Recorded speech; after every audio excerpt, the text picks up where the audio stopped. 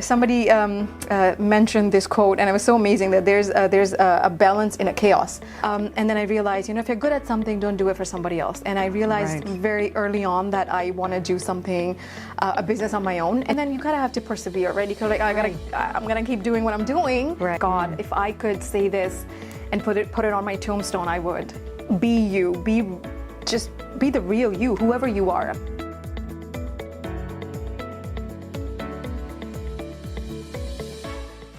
Hey everyone, welcome to Darpan Chat Central. Women are doing incredible things in the work and life sphere, and then there are those who are absolute marvels as entrepreneurs, as businesswomen, and in various portfolios that they hold. While our next guest is an example of being a natural leader and being a master with the work and life balance side of things, I want to welcome and say a warm hello to Bushra Ahsan. Hi Bushra, how are you? I'm good, how are you? I'm doing fantastic. So welcome to the program. Thank you. Nice to have you on the show. Tell me a little bit about yourself. Well, I am one of 5 siblings. Oh my! Okay. Large family, and second born. We migrated here when I was 13, and I was 15 when my parents decided to just to call it home. Okay. Ever since then, I've been here in this city. Never really moved anywhere else. It's been Vancouver, Surrey. I'm in South Surrey now. I have 3 beautiful children. I own multiple businesses, mostly in freight and logistics. Okay. And for the rest of the time, I stay home mom.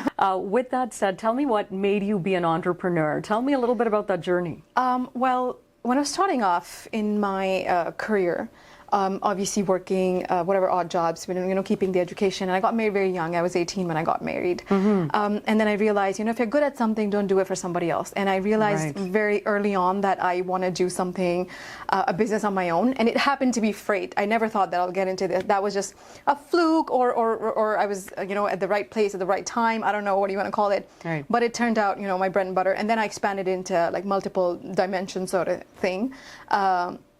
But yeah, and now I'm actually doing trade, so it's amazing how you kind of transferred into different areas. Yes, absolutely. Huge learning, and just absolute wonderful journey. Absolute wonderful. What exactly is the work?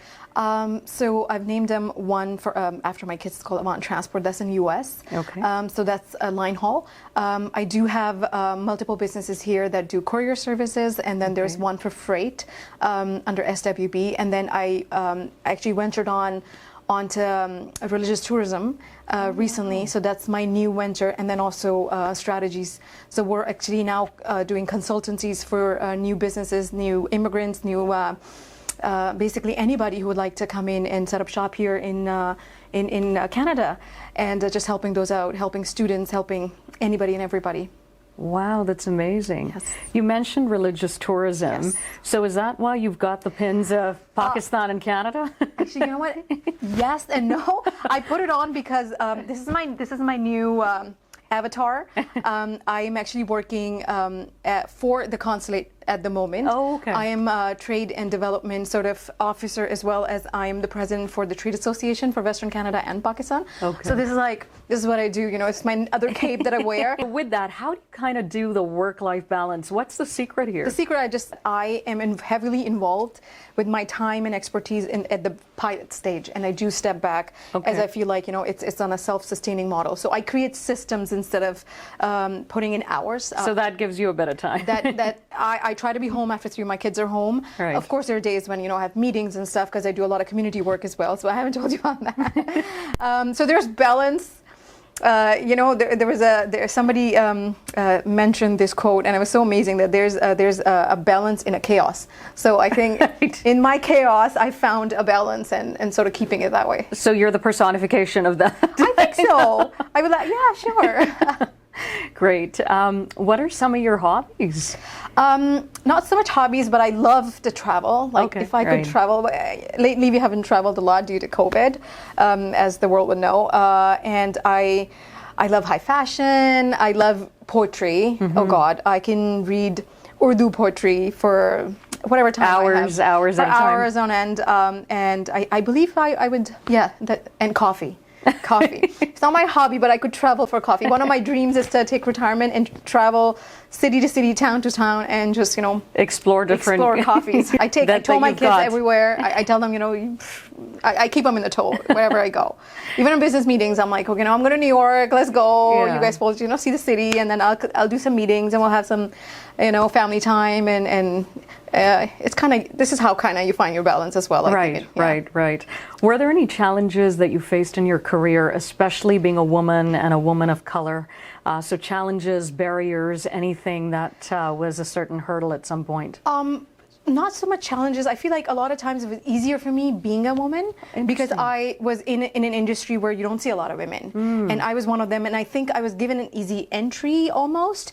But then nobody really, I think one of the biggest hurdles for a woman is when I give somebody advice, they don't really listen.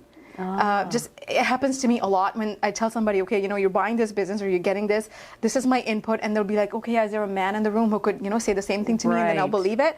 And then most of the time they'll come back in a few months and they're like, you were right.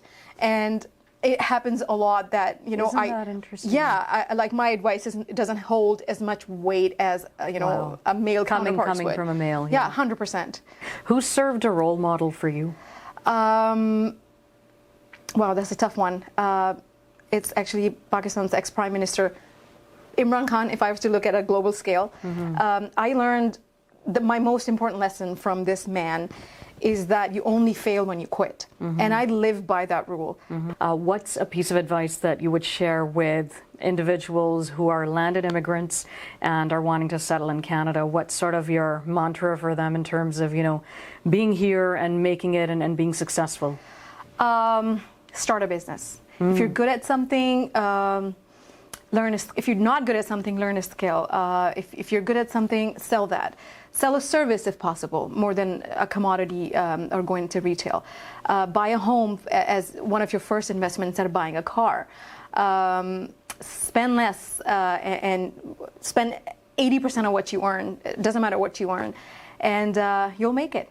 Final question, what's a piece of advice that you would like to give to young girls and women out there who want to achieve success in whatever they do in life? Be you. God, if I could say this and put it on my tombstone, I would. Be you. Be the real you, whoever you are. Great. That's Bushra Ahsan, everybody. She is an exemplary leader in our community, and thank you so much for taking the time. We wish you all the best in your future endeavors. Thanks a lot.